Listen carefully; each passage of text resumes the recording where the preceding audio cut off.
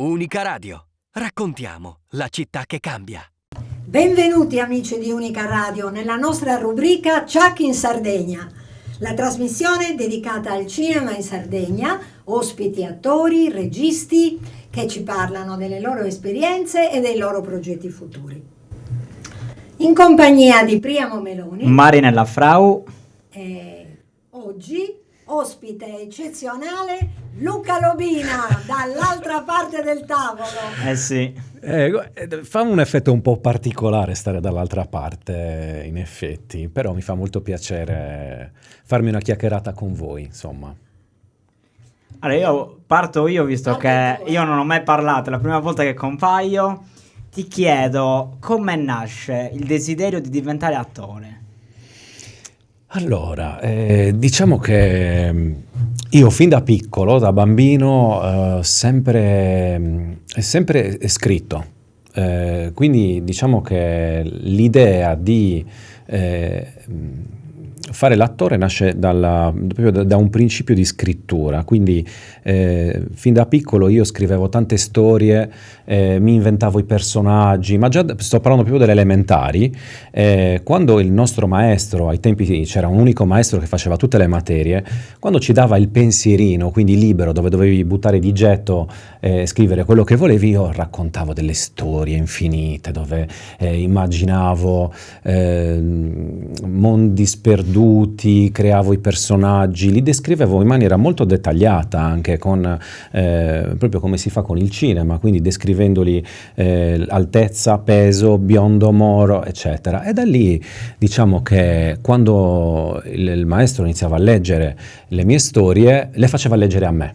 Quindi mi chiamava al centro della classe e io li iniziavo a raccontare queste storie, a leggere, e i miei compagni rimanevano incantati e rimanevano sbalorditi da questa fantasia che avevo innata da piccolo. Poi diciamo che più avanti mia madre ha sempre conservato tutti questi manoscritti, questi piccoli temi. Quando sono cresciuto arrivò mio zio dall'Inghilterra, che portò una cinepresa gigantesca, perché a quei tempi le prime telecamere erano dei mostri giganti. E io mi innamorai subito di questo apparecchio meraviglioso che registrava, noi non avevamo ancora mai visto nulla di simile, che registrava appunto con delle videocassette grandi tutto quello che si voleva. E da lì lui iniziò a farmelo utilizzare, mi diceva: guarda, devi schiacciare qua, devi schiacciare rec per registrare, eccetera, fai così, ti muovi così. E quindi lì nasce la mia passione nel registrare qualsiasi cosa. Lui veniva tutta l'estate con il suo mega camper di lusso, veniva spessissimo da noi, quindi quando arrivava con la telecamera automaticamente la passava a me e io registravo qualsiasi cosa, registravo i miei animali, avevo i cani, quindi registravo i cani e inventavo le storielle con i cani, perché c'erano i miei familiari che dopo un po' scappavano, non ne potevano più di essere ripresi da me. Ad un certo punto faccio il cambio, nel senso che da cameraman, perché non mi piaceva tantissimo questa cosa tecnica da tenere eccetera, io volevo stare dall'altra parte. Allora lì ho addestrato mia madre ad utilizzare questa telecamera.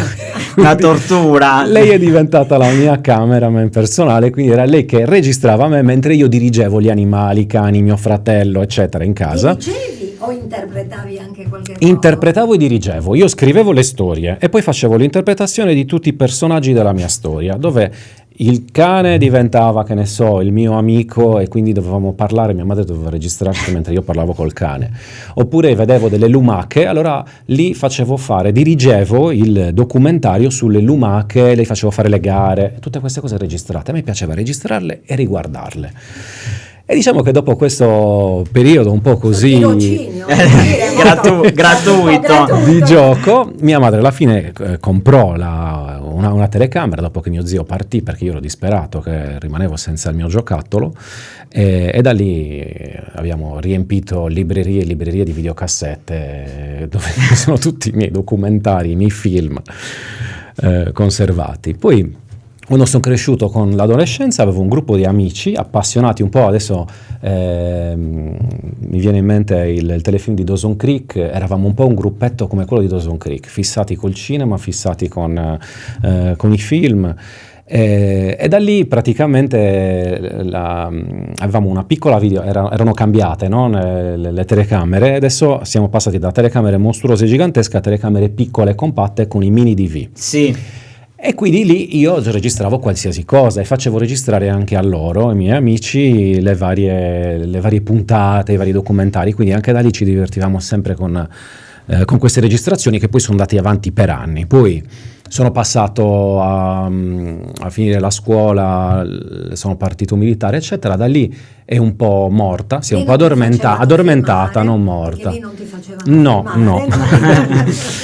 Lì purtroppo no.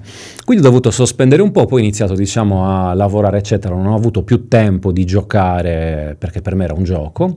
Finché poi dopo qualche anno ho iniziato seriamente a riaffrontare questo mondo, quindi a iniziare a partecipare ai casting come comparsa. Mi incuriosiva talmente tanto che ho detto io voglio iniziare a vedere come funziona, cosa c'è dietro realmente, come si muove questo team che realizza i film, e allora da lì ho iniziato a inserirmi con le comparse.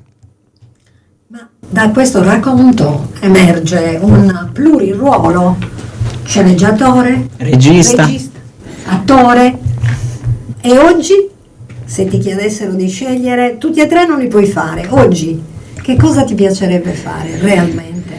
Allora, ti dico che io voglio vivere nel mondo del cinema, a me piace stare in mezzo, ok? Che sia lo sceneggiatore che ha scritto e che affianca il regista per aiutarlo nella riproduzione fedele dei personaggi che sono stati scritti, oppure essere il regista che dirige i vari personaggi che sono stati scritti da me stesso o da qualcun altro, oppure uno di quei personaggi che vive la sceneggiatura che è stata scritta da qualcuno, da me stesso. A me dà la soddisfazione totale al 100%, non ti so dire che cosa preferisco. Sono tre cose che mi fanno vivere al 100% quello che è la mia passione e quello che è il mio amore per il cinema in generale. ecco, io ti faccio un'altra domanda, perché comunque in tutte queste puntate che abbiamo fatto appunto del podcast, un elemento che molti ci hanno detto è la formazione, quindi l'addizione.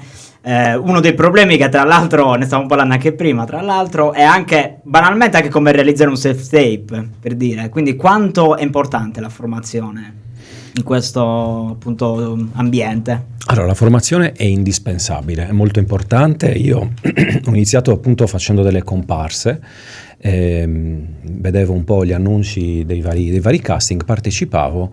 Il primissimo che feci era al Poetto, dovevo semplicemente fare in un bagnante che stava sotto l'ombrellone, poi sono diventato lì stesso in quel momento una figurazione speciale perché avevo una piccola battuta, mi dovevo alzare, prendere un pallone, giocare e fare la battuta all'attore protagonista, e da lì ho visto questo mondo che ho detto no, ma mi piace troppo, ma io adesso se ricapita lo rifaccio un altro casting.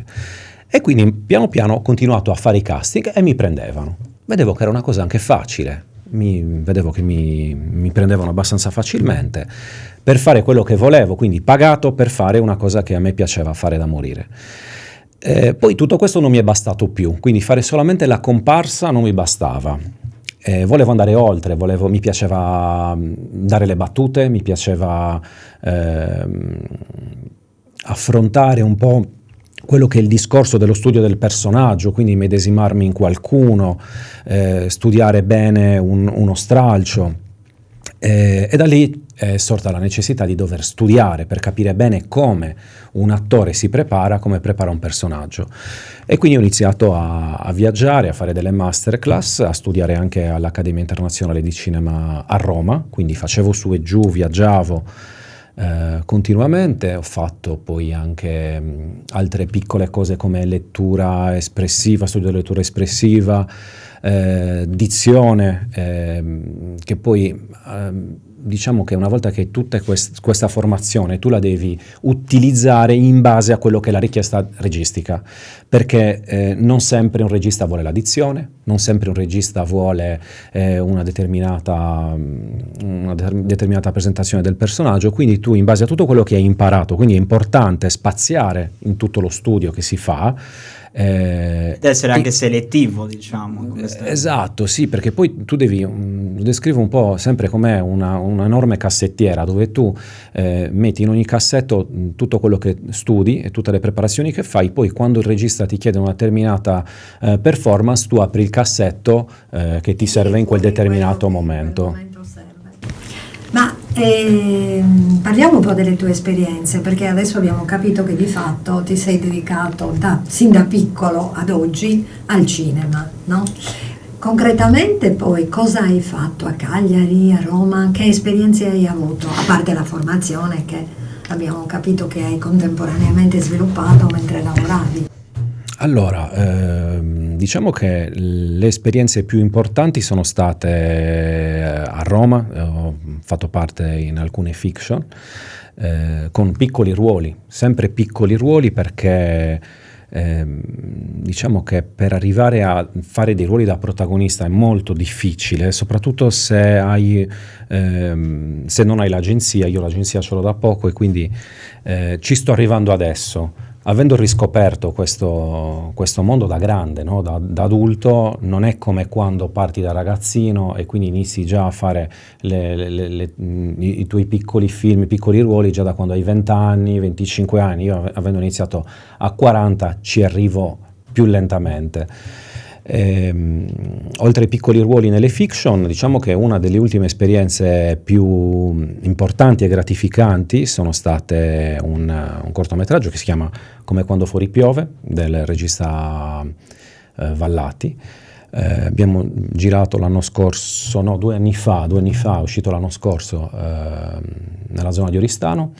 È stato scritto dai detenuti del carcere di Oristano, quindi la sceneggiatura scritta da loro. Ho interpretato un ruolo molto complesso, che era quello di un ludopatico incallito che distrugge la sua vita per pagare i debiti di gioco, si accorge poi di perdere tutto a causa di questo, però ormai diciamo che è troppo tardi, ha distrutto tutto. E quello è stato uno dei ruoli più importanti e più difficili che ho dovuto fare, perché è completamente diverso da me. Io infatti non gioco praticamente a nulla, neanche al Super Enalotto, a niente, quindi ho dovuto studiare bene il personaggio prima di poterlo interpretare. Poi un'altra esperienza importante che ho avuto è freschissima quest'anno, piccolo ruolo in una fiction, ancora non posso dire il nome, sta per uscire. È stato interessante perché comunque ho lavorato con dei mostri del cinema italiano che mi hanno insegnato tanto, anche solamente guardandoli recitare, guardandoli lavorare. È stata un'esperienza incredibile. Infatti, però hai fatto anche delle regie in questi anni. Sotto l'aspetto registico adesso uscirà finalmente il film che ho diretto, Saquileggia Nuragica, uscirà il 21 marzo al cinema, inizieremo un tour. Sì, certo, ce la segniamo perché siamo anche curiosi del lavoro registico. Cioè. Sarà, sì, allora, diciamo che è stato un lavorone incredibile, poi magari ne approfondiremo, faremo magari più avanti una puntata speciale. Se volete, assolutamente sì, una puntata dedicata a quello. I titoli, Aquileggia Nuragica, mi spieghi? L'aquileggia nuragica è una felce rara, sì. Una felce rara in estinzione, cresce solamente in Sardegna e in alcune zone dell'Ogliastra e in alcune altitudini, ha bisogno di un certo tipo di ambiente, di umidità per crescere. Diciamo che nel film è rappresentata da quello che sono gli usi e costumi sardi, che sono appunto in via di estinzione, come quelli di una famiglia unita, di un gruppo di amici che si incontrano, che riescono a passare del tempo insieme, tutte cose che ormai sono purtroppo in estinzione, e quindi io le ho paragonate a questa pianta rara. Però avevi anche un altro titolo, perché i titoli di Luca non sono facili. No, Leggia nuragica, L'altro era Subissi a Foi, che ho scritto per la regia di Luca Valdés, ho scritto qualche anno fa, un cortometraggio di circa 29 minuti, un'avventura di un gruppo di adolescenti che vanno a riscoprire una vecchia leggenda di appunto Subissi a Foi, quindi Sakugurra. Ci sono diverse leggende che parlano appunto di una donna che portava sfortuna. Sakugurra è l'animaletto che le forbicine in italiano, no? Sì. Quell'animaletto che sembra uno scorpioncino. Ci sono tante leggende dietro questo animale. La Kugurra, appunto, è una persona che porta sfortuna. Sì, portaiella. Portaiella, diciamo che è rappresentato da questo insettino. I ragazzini, questi adolescenti che si avventureranno nel centro di Gairo, scopriranno che appunto in realtà questa persona che dicevano che portasse sfortuna in realtà voleva mandare un messaggio, e il messaggio era quello: state attenti perché ci sarà l'alluvione nel 1951, preparatevi ad una carestia. Quindi diciamo che alcuni messaggi vanno ascoltati e non soffocati. Ecco, io ti faccio questa altra domanda, che è quanto è importante valorizzare, diciamo, la Sardegna, appunto, realizzando appunto questi tipi di contenuti, perché comunque non è scontato che un regista magari voglia, diciamo, girare dei contenuti nella propria terra, non è una cosa... Allora, secondo me la Sardegna è un cinema all'aperto. Ogni angolo è perfetto per poter girare qualcosa, per poter raccontare qualcosa. Abbiamo nella nostra terra, oltre a dei paesaggi meravigliosi, anche, secondo me, degli attori formidabili, degli attori molto molto molto talentuosi, più o meno conosciuti. Ce ne sono alcuni che sono più conosciuti di altri, ma altrettanto bravi. Quindi diciamo che facendo questo percorso lavorativo ho avuto modo di conoscere diverse persone, diverse realtà, non solamente poi attori, ma anche maestranze. Abbiamo dei professionisti nelle maestranze, e quindi secondo me la Sardegna è proprio un mondo per fare cinema. Diciamo che quello che manca a noi probabilmente sono i fondi. Se avessimo più fondi avremo la possibilità di fare tanti lavori. I fondi, le strutture, non abbiamo ancora delle strutture che ci permettano di girare qui in maniera autonoma. A differenza di Roma, certo, che hanno già delle strutture predisposte, delle scuole, degli ospedali dove proprio girano, delle carceri dove girano proprio, hanno la possibilità di girare. Purtroppo. Quindi questo chiaramente costa, cioè portare la truppa in Sardegna, girare i film, e quindi ci vogliono sempre grandi produzioni, per cui le scelte poi naturalmente sono limitate. Ahimè sì, dobbiamo fare su e giù, dobbiamo necessariamente viaggiare. Hai altre domande, Priamo? Io diciamo che ne avremmo tante, però comunque anche il tempo non gioca a nostro favore, però comunque abbiamo, diciamo, esplorato varie tematiche. Ma soprattutto ci diamo un appuntamento, perché noi ci rivediamo all'uscita del tuo film Saquileggia Nuragica. Il 21 marzo inizieremo il tour con il cast, gli attori e la crew come prima data a Notorious di Cagliari, e poi il giorno dopo, il 22, domenica, al Greenwich, e poi proseguiremo il nostro viaggio, le nostre proiezioni in tutti i cinema della Sardegna, tutti i weekend, fino a esaurimento. Cercheremo di far conoscere un po' questa storia a più persone possibili. Ritornerai a raccontarci qualcosa? Assolutamente sì, quando volete sono qua. Allora, grazie Luca. Grazie a voi. E noi ci sentiamo per il prossimo appuntamento a Ciak in Sardegna su unicaradio.it e anche sul nostro canale YouTube. Grazie, ciao. Ciao.